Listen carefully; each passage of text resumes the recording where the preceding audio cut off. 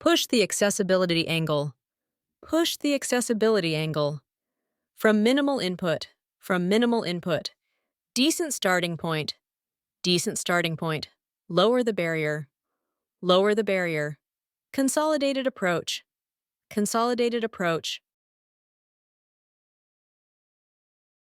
Okay, so let's unpack this. Today we're digging into some material on something called Genspark AI. Right.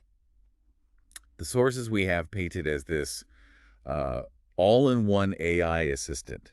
It says it's a shortcut for digital tasks. Mm-hmm. So our mission, really, just based on these documents, is to figure out what this thing is. Mm-hmm. They definitely push the accessibility angle, speed, creativity. Basically, for anyone who wants AI help without needing, like, a computer science degree or juggling 10 different apps. That all-in-one framing really seems key in the sources. It's presented as trying to consolidate a bunch of different AI functions. Like a Swiss Army knife for AI tasks. Kind of, yeah. The idea is one platform doing the job of many separate tools. Right. And they give examples straight away, like creating whole presentations just from a text prompt. Oh, yeah. Yeah, it's the source claims it handles slides, content structure, even the underlying code, apparently. Yeah. It says it's good for making tutorials fast or prompt guides.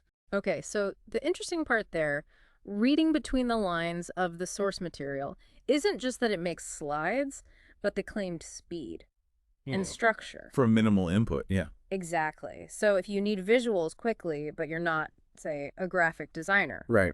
The promise seems to be getting a decent starting point fast, so you can focus on the actual content. Makes sense. And it's not just creative stuff. The sources also describe this AI research feature. Mm-hmm. They call it AI Sheets. AI Sheets, okay. There's this one example where it supposedly grabbed data from like 20 YouTube videos about AI automation. Wow, okay. And boom, compiled a table.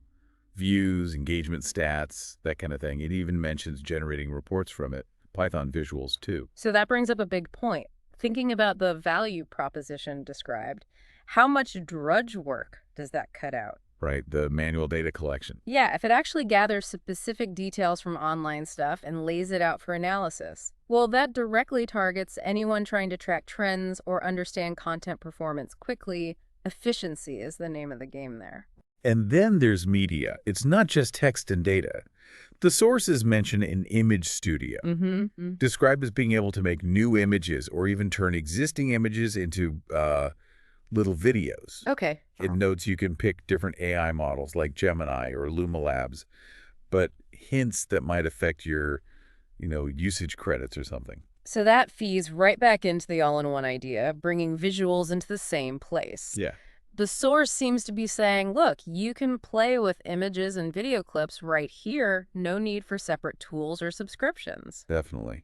One feature that really jumps out in the material is this website recreator tool. Website recreator. How does that work? Well, it's presented as you put in a request like recreate my website, and it supposedly spits out a reconstructed version of a page text, layout, the works. Huh.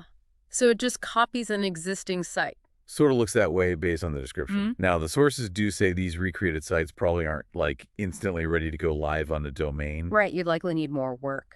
Yeah. But the use case seems more around rapid prototyping. Right. Or maybe generating quick landing pages, that sort of thing. Got it. So less about complex web development, more about getting a basic digital footprint up fast based on something that already exists. Exactly. So if we pull all this together from the sources, the platform's appeal seems to be, simplicity and cost. The material talks about a super agent architecture, like different AIs working together behind the curtain. Okay. And that's supposedly why you avoid needing multiple subscriptions. It bundles chat, image generation, data stuff, even a call agent function, it seems. And the cost. The source explicitly mentions a price point, around $25, $30 a month, and compares it favorably to competitors.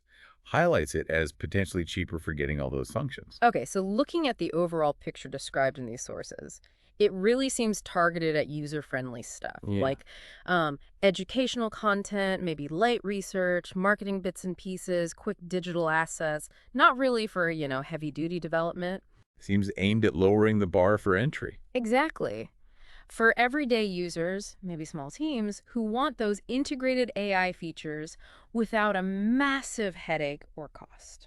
So for you listening, trying to navigate this often messy world of AI tools, this look at the Genspark material shows one way platforms are trying to simplify things are for that consolidated approach. Yeah, and what does it all mean? Well, consider how tools positioned like Genspark, trying to bundle everything, could make AI easier to access for more people, lower that barrier. But, it also makes you wonder. Implicitly raises questions about how well one single platform can really master so many different complex AI tasks and how much trust you need to place in that one tool for everything. Something to think about.